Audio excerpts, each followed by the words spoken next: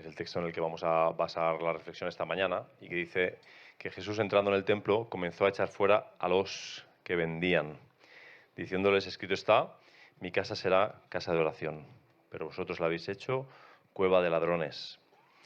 Y enseñaba diariamente en el templo, pero los principales sacerdotes, los escribas y los más prominentes del pueblo procuraban matarle. Y no encontraban la manera de hacerlo porque todo el pueblo estaba pendiente de él, escuchándole. Y aconteció que uno de los días que él, cuando estaba enseñando a la gente en el templo, anunciaba el evangelio, se le enfrentaron los principales sacerdotes y los escribas con los ancianos y le hablaron diciendo: dinos, ¿con qué autoridad haces estas cosas o quién te dio esta autoridad? Respondiendo él les dijo: yo también os haré una pregunta, decidme, ¿el bautismo de Juan era del cielo o de los hombres? Y ellos discurrían entre sí diciendo: si decimos del cielo, él dirá, ¿por qué no le creísteis? Pero si decimos de los hombres, todo el pueblo nos matará a pedradas, pues están convencidos de que Juan era un profeta. Y respondieron que no sabían de dónde era. Jesús entonces les dijo: tampoco yo os diré con qué autoridad hago estas cosas. Jesús, cuando está llegando a este punto, acaba de entrar el día anterior a Jerusalén.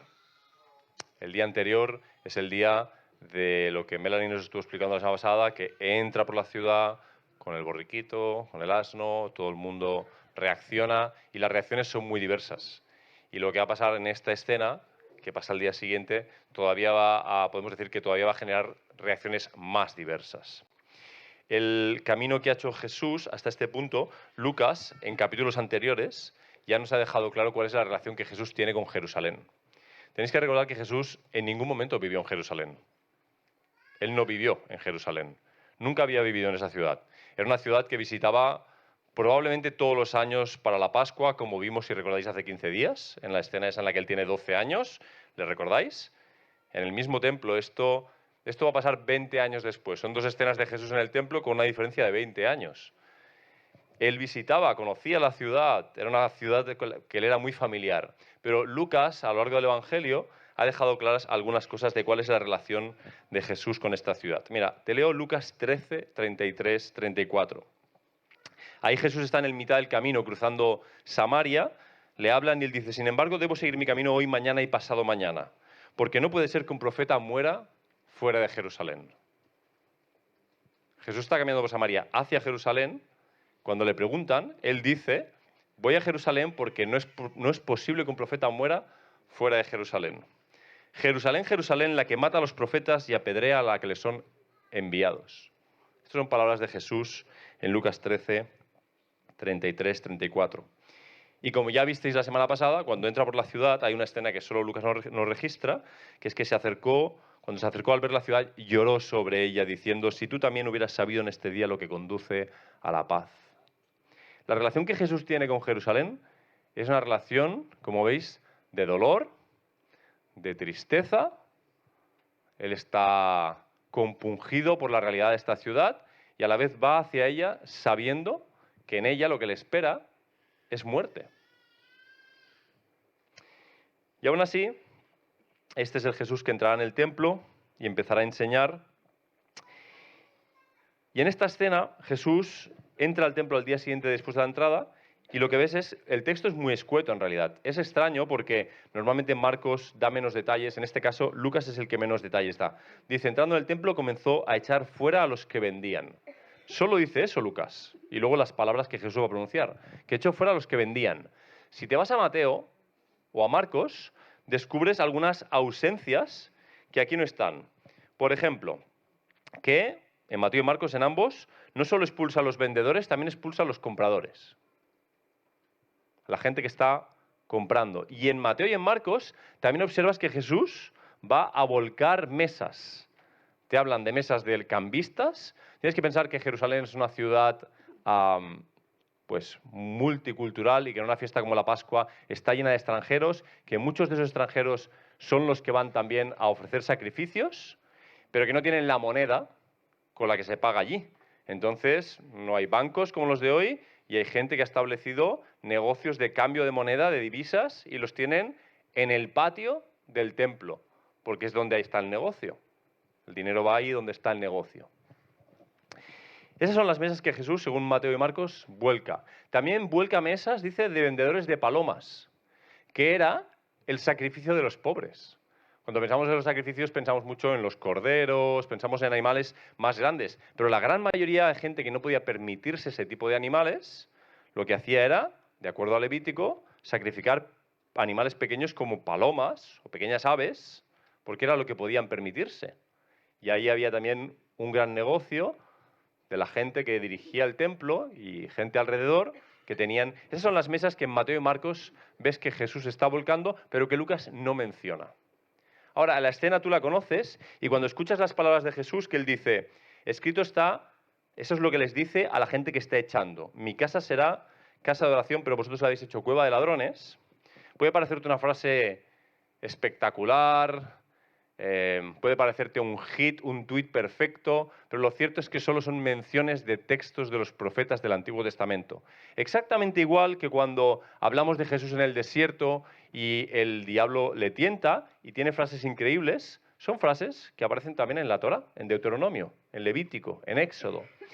Mira, dice Isaías, capítulo 56, te voy a leer 2 versículos de Isaías.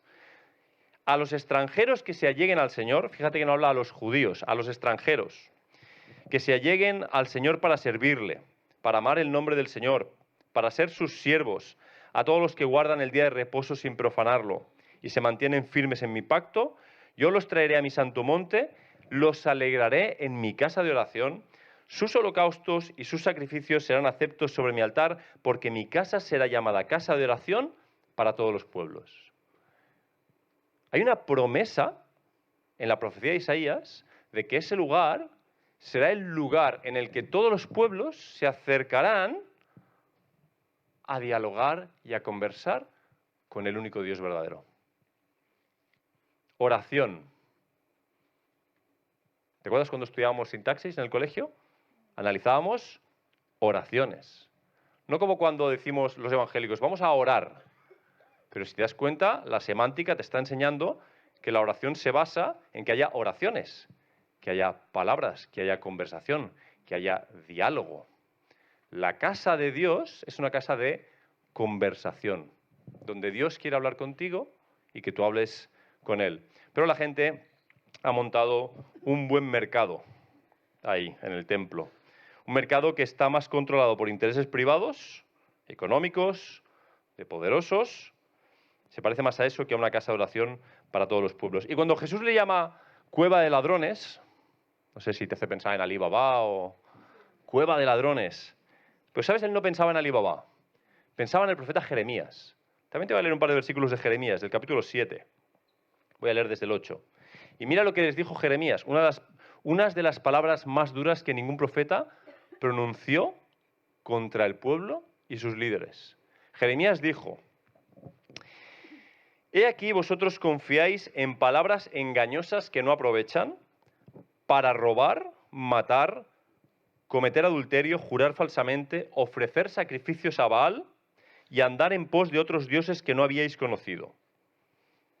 La lista no se deja prácticamente nada. Y Jeremías luego dice: vendréis luego de hacer estas cosas, vendréis luego y os pondréis delante de mí en esta casa, el templo, que es llamada por mi nombre, y diréis: ¿ya estamos salvos? ¿Estás entendiendo la crítica de Jeremías? La gente vive como le da la gana, en el peor de los sentidos, y luego va al templo, cumple con lo del templo y se sienten salvos. Y Jeremías le dice: diréis: ya estamos salvos, para luego seguir haciendo todas estas abominaciones. ¿Se ha convertido esta casa, que es llamada por mi nombre, en cueva de ladrones delante de vuestros ojos? He aquí, yo mismo lo he visto, dice el Señor. Cuando Jesús dice cueva de ladrones, la gente que le está oyendo conoce estos textos. Por lo menos todos los sacerdotes, los escribas, la gente que va a enfrentarse a él en esta escena, sabe lo que Jesús está diciéndoles. No es una referencia cultural, ¿sabes? Cuando estás hablando en público y haces una referencia a una canción, a una película, hasta la vista, baby. Todos sabéis, inmediatamente estáis ahí viendo a Arnold Schwarzenegger y tal. es lo que está haciendo Jesús, está haciendo una referencia cultural a la cultura que le entiende, y cuando le dice esto de cueva de ladrones, esta gente entiende que les está diciendo que son como ese pueblo al que Jeremías criticó tan duramente, que están viviendo horrorosamente, pero luego en el templo cumplen y se sienten de una manera concreta. Pero esos sentimientos lo que están haciendo es engañarles, es autoengañarles. Lógicamente, cuando Jesús dice estas cosas, los sacerdotes, los escribas, que dice el texto, que procuraban matarle, y Lucas nos dice que la única razón por la que no conseguían matarle era porque estaba enseñando en el templo y todo el pueblo estaba pendiente de él y tenía buena popularidad, tenía 5 estrellas en popularidad Jesús en este momento, y no había manera de cogerle, apresarle, sin que eso fuera conocido por todo el mundo, judíos y no judíos.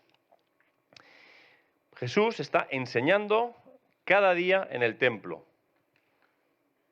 ¿Recuerdas que hace 2 semanas veíamos que cuando sus papás lo encuentran en el templo ya estaba sentado con los maestros? Habían pasado 2 o 3 días, no llegó y se sentó, pero cuando le vieron hablar, cuando escuchaban sus preguntas, sus respuestas, acabó sentado entre los maestros. Aquí Jesús llega a la ciudad y al día siguiente está enseñando en el templo. Si tú fueras de los que dirigen el templo, también te agitarías. Y las preguntas que le van a hacer son lógicas. Pero el pueblo escucha, por lo que también Lucas dice y en los otros evangelios nos dice, de que les enseñaba como quien tiene autoridad y no como sus escribas, dice Mateo. Justamente por la autoridad le van a preguntar. Porque él está enseñando y ven que el pueblo le escucha. Ellos también ven que parece que la gente reconoce la autoridad de Jesús para enseñar.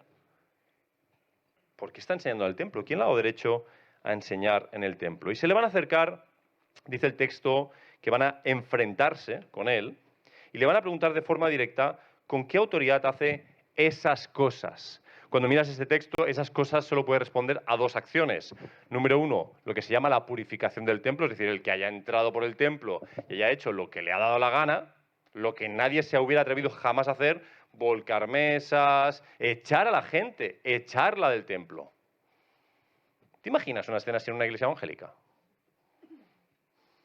Echando a la gente. Fuera de aquí, para esto no se viene a la iglesia, yo qué sé, cualquier escena que podáis. A veces queremos, sé que la palabra domesticar suena fuerte, pero si la buscas en un diccionario y atiendes específicamente a lo que dice, a veces queremos domesticar a Jesús. De hecho, parece que Lucas está haciendo un poquito esto, diciendo que echó a los que vendían, pero escondiendo un poquito todas las escenas un poquito más intensas de Jesús, volcando mesas. Parece que el público al que Lucas escribía, pues él no quería que pensaran quizá que era como esos agitadores. Y a veces no nos acaba de encajar Jesús en nuestro esquema. No se corresponde al orden de corrección social como yo lo entiendo, como mi cultura lo entiende, y me incomoda. ¿Cómo explico a un Jesús con apariencia de hombre violento que está... Pues, esto no es... Tú tira una mesa de monedas y verás el lío que se monta ahí. Tira una mesa llena de monedas de todos tipos. Enfréntate a comerciantes que van a defender su negocio, échalos del templo. No nos dice cómo lo hizo, pero dice que los echó. No sé si los discípulos que iban con él se involucraron en la escena, no sé si fue muy físico o poco físico. Nos incomoda este Jesús. No queremos este Jesús. El Jesús del látigo. No nos interesa, no nos gusta. ¿Con qué autoridad haces estas cosas o quién te dio autoridad? Antes de responder, ¿cuáles son las opciones? ¿Cuántas opciones hay a esta pregunta? A ver, ¿cuántas te salen?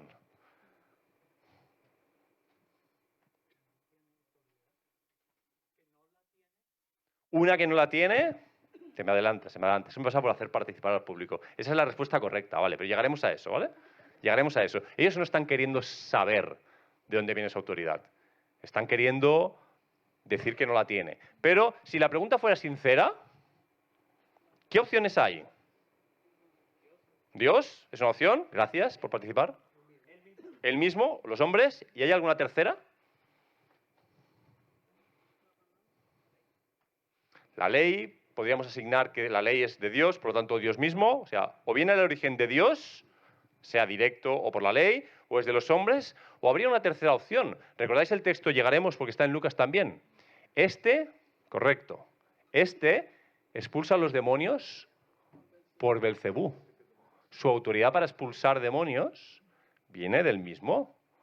Que Jesús les va a decir, pero qué tonterías estáis diciendo, ningún reino que está dividido contra sí mismo. Pero las opciones no son muchas. O viene de Dios la autoridad, o viene de los hombres, y la tercera la vamos a dejar para cuando lleguemos a ese texto de Lucas 14, que hablaremos de eso. Pero por lo menos hay dos opciones. Responda lo que responda Jesús, está pillado. Y en eso consiste la pregunta. Porque si él dice delante de todo el mundo, mi autoridad viene de Dios, lo van a poder acusar fácilmente de blasfemo. ¿Quién se cree que es este que dice, y esas escenas las hemos visto a lo largo de los evangelios muchas veces, pero si dice que viene de los hombres, entonces es sumamente fácil descartarle. ¿Para qué atender a un hombre que diga lo que diga, por bonito que nos parezca, la única autoridad reside en él mismo? ¿Qué más da lo que diga en el fondo? Esas son las dos opciones. No son muy buenas y ninguna de las dos favorece a Jesús. Así que se encuentra en una encrucijada. Ahora, ¿la pregunta es legítima o no? ¿La pregunta es legítima? Preguntarle a Jesús, ¿con qué autoridad haces las cosas que haces? ¿Con qué autoridad dices las cosas que dices? Yo creo que la pregunta es perfectamente legítima. Otra cosa, esas son las intenciones de estos hombres, su corazón, las razones por las que estos hombres preguntan. Pero la pregunta es legítima. Y me gustaría que hoy te la hicieras. Porque la pregunta es una buena pregunta. Pero en ellos no es una pregunta sincera. En realidad no les importa por qué hace lo que hace o dice lo que dice. No les importa de dónde venga su autoridad. Lo único que realmente estos en particular buscan es desacreditar a Jesús delante del pueblo porque será la manera en la que podrán, como quieren, matarlo. Jesús va a responder en la escena pregunta con pregunta. Y si te fijas, es la misma pregunta. Les hace una trampa, ¿no? Porque les hace, solo que desatiende, se quita el del medio y pone a Juan el Bautista. Y les pregunta, bueno, yo también os hago una pregunta. ¿Qué decís vosotros del bautismo de Juan? ¿Era de Dios o era de los hombres? Y estos se ven pillados. Y te hablan del monólogo que hay entre, bueno, el monólogo interno o el discurso, el diálogo que hay entre ellos. Si decimos de Dios, pues lógicamente nos va a preguntar delante de todo el mundo, están en público, ¿por qué no le creísteis? Pero si decimos de los hombres, todo el pueblo que está alrededor, que siguió a Juan y se bautizó y confesó sus pecados y que le tenían por profeta, nos van a apedrear, dicen, nos van a matar. Así que los sacerdotes y los escribas acaban en la misma trampa que están poniendo y respondan lo que respondan, ahora es su popularidad, no la de Jesús, la que está en juego. Ahora son ellos los que están en entredicho y como viven de eso, viven de tener buena reputación. Esta es la historia y aquí se acaba, no hay más. Ellos le van a decir, no sabemos. La pregunta es sencilla para vosotros, ¿no saben o sí saben? ¿Tienen alguna opinión sincera? ¿Creen algo o no creen nada? Algo saben, ¿no? Sea correcto o incorrecto, algo saben. No es verdad que no saben. Lo que quiere decir que esta respuesta es claramente una mentira. Es un engaño para no decir nada. Y eso forma parte importante también de lo que está pasando aquí. Respondieron que no sabían de dónde era. No tienen ninguna honestidad, ni siquiera para reconocer lo que verdaderamente piensan. No tienen valor para reconocer lo que piensan. Y Jesús les dice, pues yo tampoco, me encanta esta respuesta, pues yo tampoco respondo y sigo con lo suyo. Y aquí se acaba ese texto. Y quiero hacer solamente dos reflexiones contigo en relación a este texto. Solo dos. Me gustaría que las hiciéramos pausadamente, pero solo son dos. Dos reflexiones. Número uno, vamos a hablar un momento de la casa de oración, del templo. ¿Qué derecho tiene Jesús sobre el templo? Mira, si Jesús es un hombre cualquiera, es decir, si su autoridad viene de los hombres, podemos afirmar que no tiene ningún derecho. O el mismo derecho que cualquier judío en ese momento, que básicamente son pocos. Más que las mujeres, pero pocos. Entonces, si asumimos que es un hombre, Jesús no tiene muchos derechos sobre el templo. Si asumimos que Jesús es quien él decía ser, Hijo de Dios, Dios mismo, ¿cuál sería su relación con el templo? Te recuerdo que el templo lo construyeron hombres. Fueron hombres los que pusieron las piedras, fueron hombres los que diseñaron, fueron hombres los que pagaron. O sea, aunque venga de parte de Dios, fueron los propios hombres los que diseñaron y construyeron este templo, para que fuera una herramienta de comunicación, un lugar de encuentro con Dios, un recordatorio de la santidad de Dios, un lugar para conocer a Dios. Mira, el hecho diferencial del templo no es su arquitectura, no son sus partes, no eran los sacrificios, no era su liturgia. El único hecho diferencial del templo era lo que ves en Éxodo capítulo 40, cuando han acabado de construir el templo, pasa lo único que hace que el templo sea diferencial, que es que la presencia de Dios desciende sobre el templo. Sin la presencia de Dios, el templo, ¿qué es? Un edificio. Si lo descompones más, piedras, materiales diversos. Sin la presencia de Dios, el templo no sirve para gran cosa. De hecho, sin la presencia de Dios, el templo no solo son piedras. Sin la presencia de Dios, el templo es una señal física del deplorable estado espiritual del pueblo. Porque si Dios, que había querido ese templo para estar ahí, de pronto no está ahí, ¿qué significa eso de la relación que tiene Dios con las personas que hay en ese pueblo? ¿Has entendido lo que acabo de decir? Lo voy a repetir. Si la presencia de Dios no está en el templo no son solo piedras, porque el templo fue diseñado y pensado por una razón. Si la presencia de Dios no está en el templo, eso es una señal física que puedes tocar, es física, del estado espiritual de la relación que Dios tiene con las personas que hay en el pueblo. Te lo digo de otra manera. Si Dios no está en un polideportivo, bueno, puede pasar, ¿no? Pero que Dios no esté en la iglesia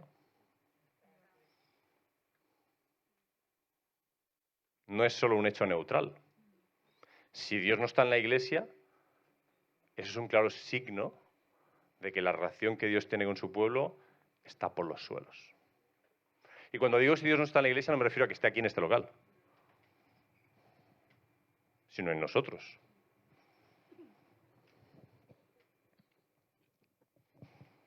Entonces, ¿qué derecho tiene Jesús sobre el templo? ¿Qué es lo que importa, Jesús o el templo? ¿Estoy diciendo que el templo no importa nada? No, el templo tiene un valor, tenía un propósito, cumplía un propósito para Dios, sí, pero sería como preguntar ¿qué es lo más importante? ¿Una persona o la ropa que lleva puesta? La ropa que llevas, vestida, ahora mismo, tiene un propósito y de hecho te dignifica como persona. Pero lo que importa es la persona, no es la ropa que llevas. Vestidos de Cristo, nos decía el apóstol.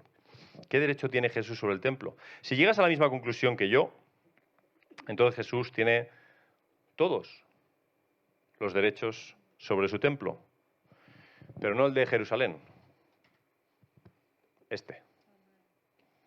Tenía todos los derechos sobre aquel templo y tiene todos los derechos sobre este templo.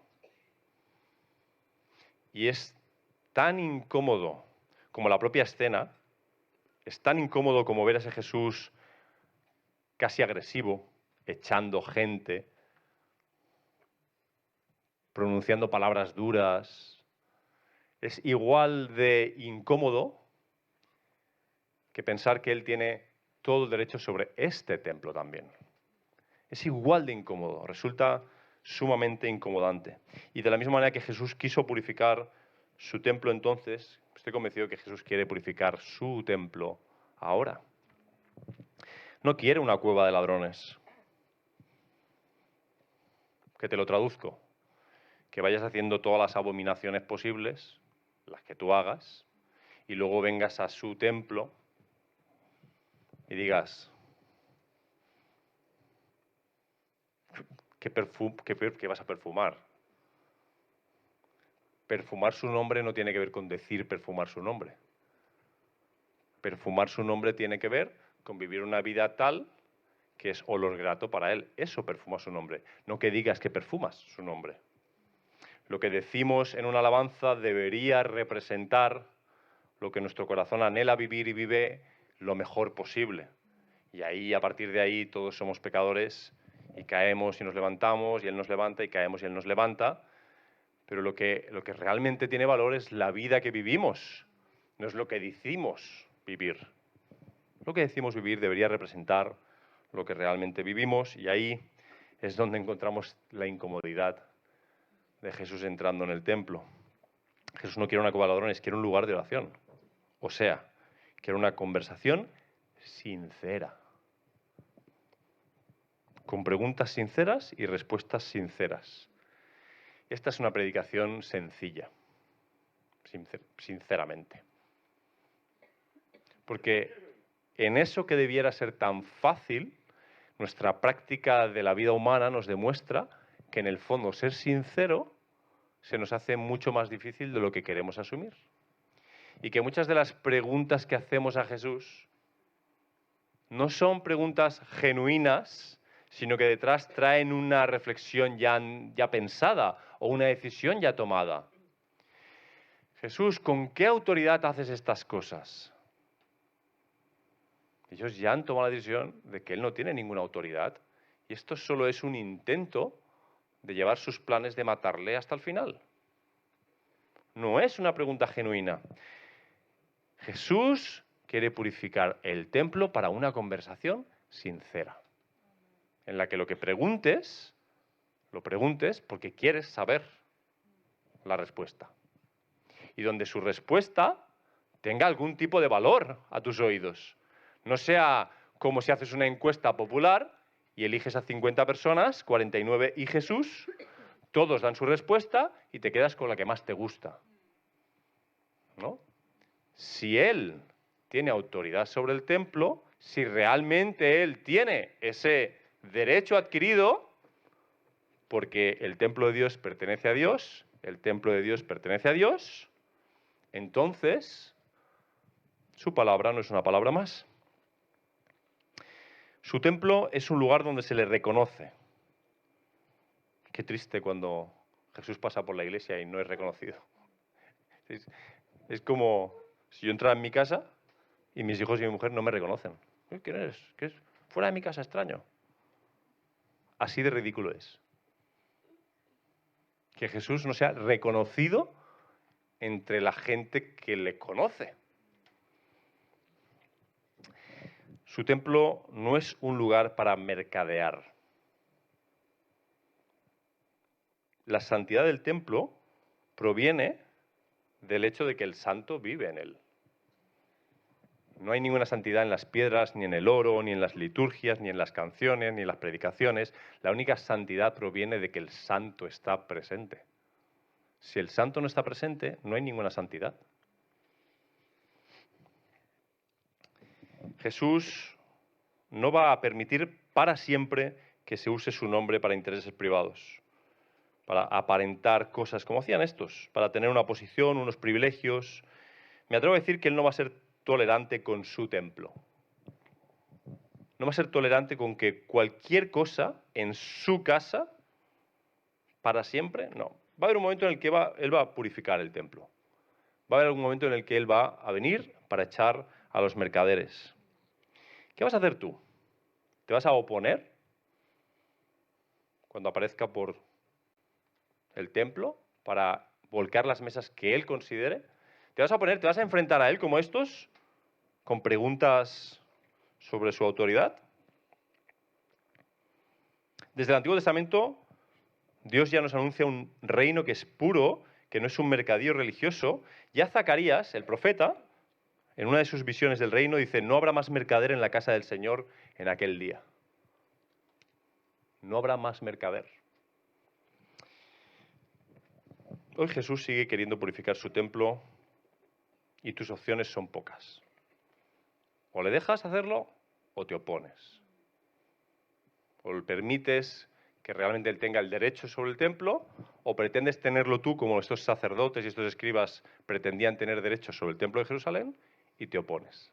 Esta es la primera reflexión, la casa de oración.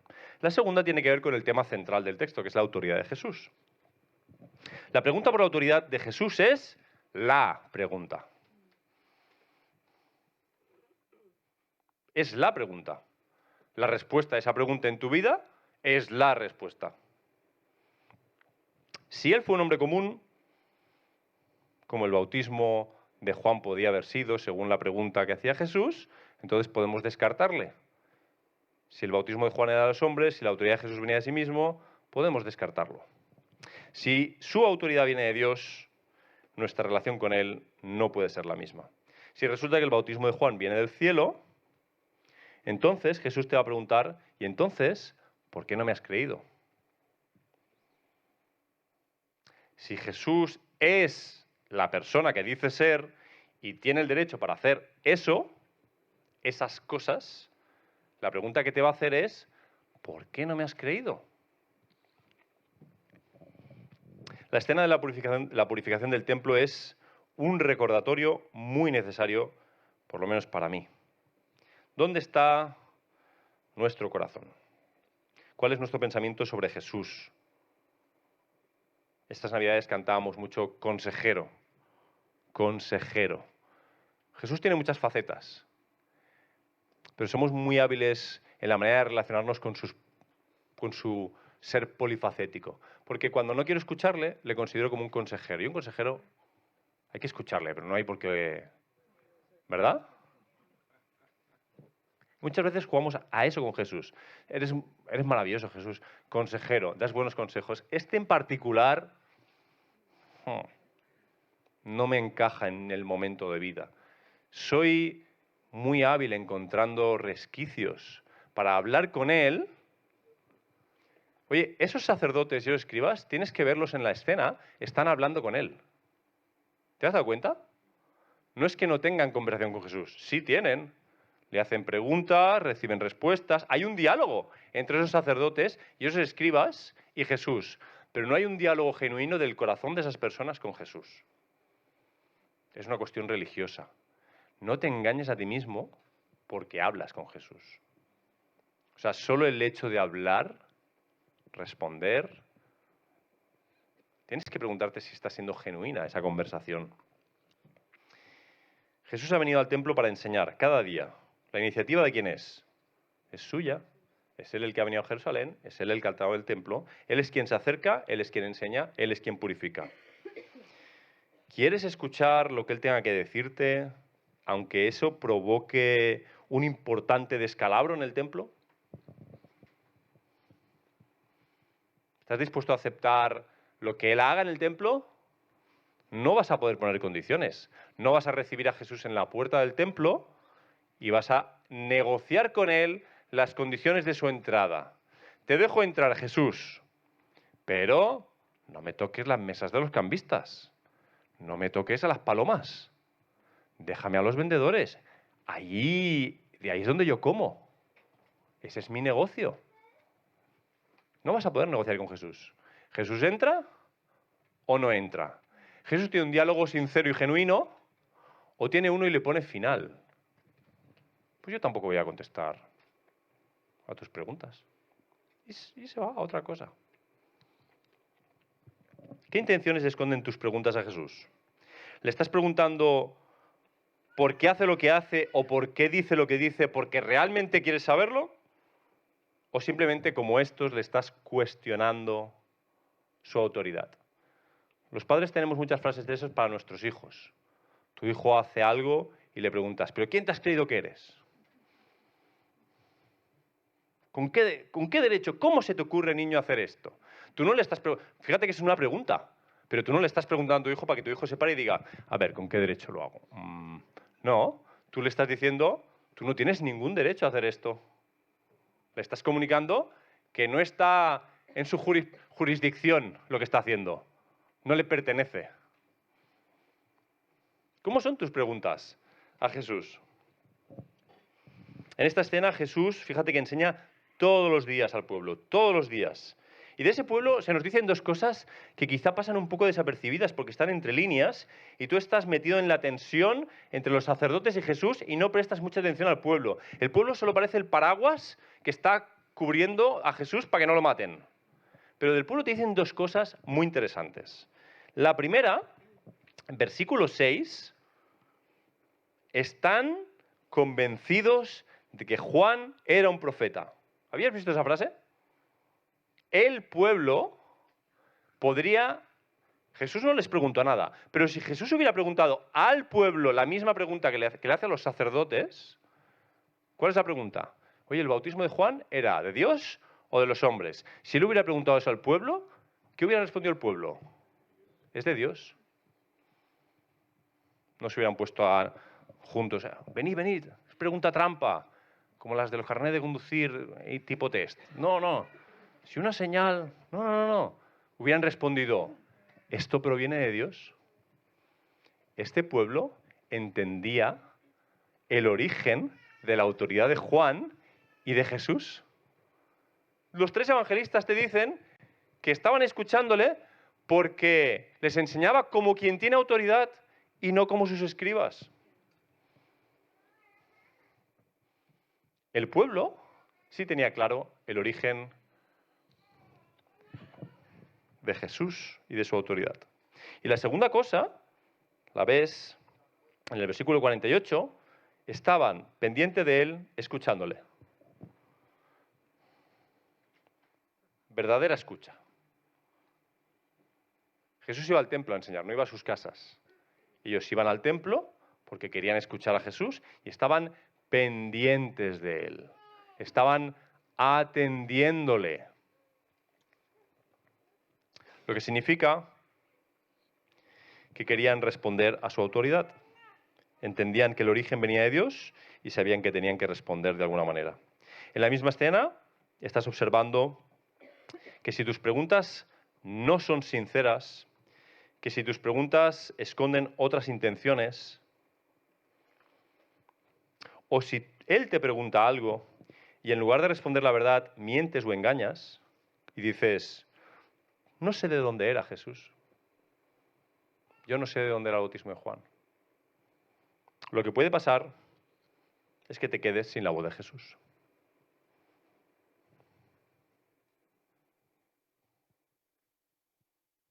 Esa es la consecuencia. Cuando hablamos con nuestro hijo de consecuencias, a veces nos reta y dice, pues ponme una consecuencia. Es como, pues ahora no quiero. El control lo tengo yo. Y dices, bueno, si hago las cosas mal, ¿qué va a hacer Jesús? ¿Cuál va a ser la consecuencia? ¿El infierno? ¿Cuál es el mal para mi vida? El mal para tu vida es quedarte sin su voz.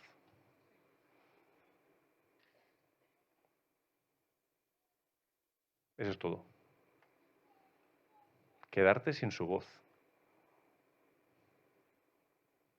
Pues yo tampoco respondo a tus preguntas. Pero no porque no quiera. No es que no quiera hablar contigo.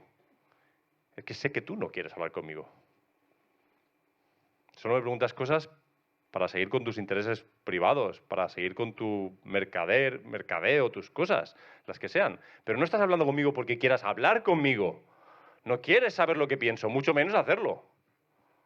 Aunque, en verdad, soy el que tiene el derecho a decir lo que hay que hacer.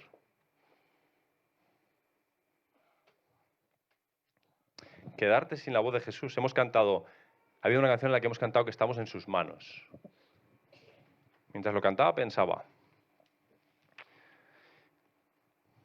no es suficiente con estar en las manos de Jesús. O sea, esos sacerdotes y escribas también están en las manos de Jesús. Su destino depende de Jesús. pero es estar en sus manos, pero tener su voz. Cuando en la Biblia escuchas la palabra escuchar, no te está diciendo el ejercicio físico, acústico, de oír unas ondas más graves, más agudas, en las que tú escuchas unas palabras y las entiendes porque te enseñaron un idioma. Eso no es lo que está diciendo la Biblia cuando dice escuchar. Cuando dice escuchar quiere decir atender y obedecer. Cuando te dice que el pueblo estaba escuchando a Jesús, significa que estaba atendiendo lo que decía, reconocían que tenía autoridad y se iban con la convicción de que esa era la manera, de que ese era el camino, de que esas eran las formas, de que lo que él decía era lo que tenía realmente autoridad. La consecuencia de vivir como a ti te dé la gana, no queriendo escuchar la voz de Jesús, será exactamente que tendrás lo que estás queriendo. No tener la voz de Jesús. Pensabas que Dios lo que quiere es castigarte fuerte, ¿sabes? Como cuando enviamos a un chaval a la academia militar de las películas. ¿No quieres obedecer? A la academia militar. Ahí te vas a enterar lo que vale un peine. La consecuencia de no querer escuchar a Dios es no escucharle. La consecuencia de no querer estar con Él es estar sin Él. Solo que no eres ni consciente de lo que estás haciendo. No tienes ni la más remota idea del frío que hace ahí fuera. Ni idea. Eres como un niño pequeño queriendo salir desnudo a la calle en Canadá en pleno invierno. Sabes lo que estás haciendo. No hay nada más terrible que quedarte sin la voz de Dios. No insistas mucho, no persistas rechazando la voz de Dios. Porque lo que veo en el texto es que en algún punto Él dice, bueno, pues no hablamos más. Yo tampoco te contesto a tu pregunta. Te recuerdo que estos sacerdotes y estos escribas están efectivamente hablando con Jesús, ¿eh? No es que no le oigan, le oyen. Están hablando con Él. De hecho, advertencia para evangélicos, están hablando de cosas espirituales. No están hablando de fútbol, no están hablando de comida, los temas que nos gustan hablar. Están hablando de cosas espirituales. Jesús y estos escribas están hablando del bautismo, esto es teología, el bautismo de Juan, su origen. Muchos de nosotros, muy espirituales, tenemos conversaciones muy espirituales con el Señor.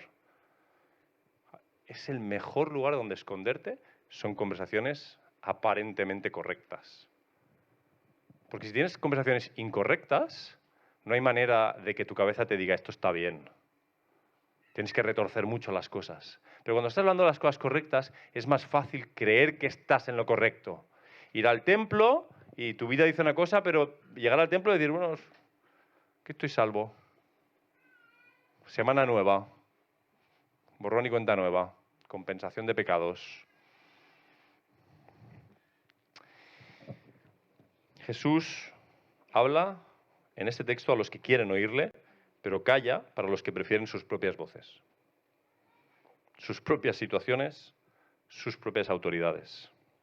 Entonces, ¿de dónde proviene la autoridad de Jesús? ¿Del cielo o de los hombres? Y si decís que es de Dios, ¿por qué no le creísteis?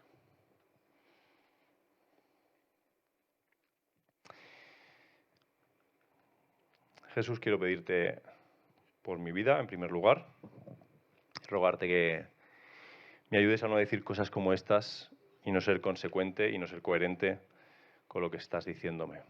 No quiero una conversación religiosa, porque me tocaba predicar hoy. Realmente quiero que esto afecte mi vida. Te pido por cada uno de mis hermanos y de mis hermanas, que me consta que me escuchan desde lugares de vida muy diferentes y situaciones muy diferentes, para que tus palabras en este texto sean luz,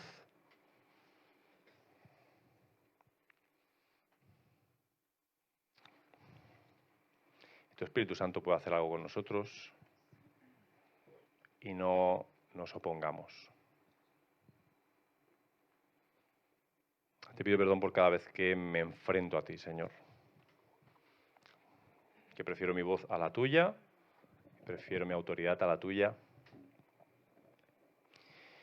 No voy a fingir que probablemente a partir de mañana no será así, nunca más. Pero te pido que pongas tu temor en mí, Señor. No confundir tu voz con una voz cualquiera, con una opinión más, con un criterio más.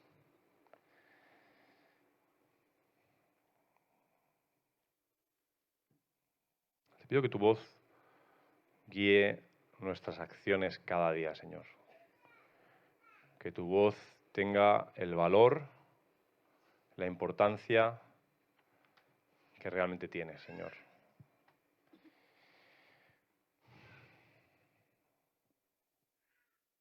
Te queremos pedir perdón, Señor, por mercadear, Señor, con tus cosas. Hacernos religiosos,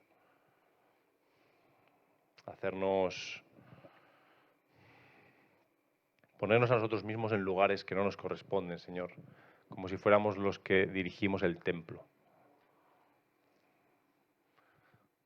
El templo es tuyo, sus piedras son tuyas, sus partes son tuyas, y si tiene algún valor es porque tú estás allí, Señor.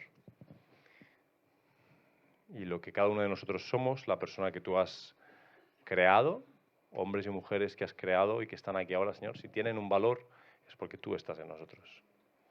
Tú eres el que da valor y dignidad a cada uno de los hombres y mujeres que están en esta sala. No sus conocimientos, no su dinero, no su belleza, no su espiritualidad. Tu presencia en nosotros es lo que nos hace realmente valiosos y santos. Purifica, Señor, el templo.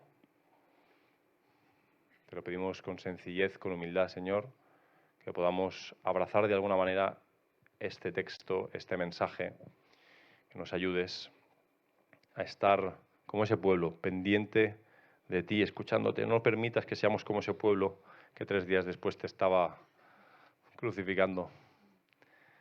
Que sea una actitud de vida, Señor, estar pendientes de ti, atentos a tu voz para hacer lo que tú nos pides.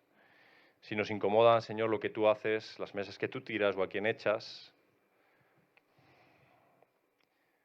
haznos sencillos y también danos valor para probar la vida que tú nos estás ofreciendo.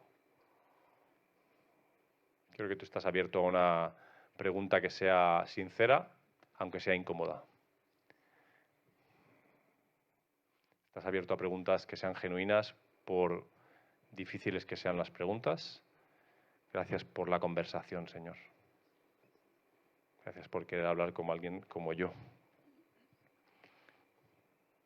Bendito sea tu nombre, por siempre. Amén.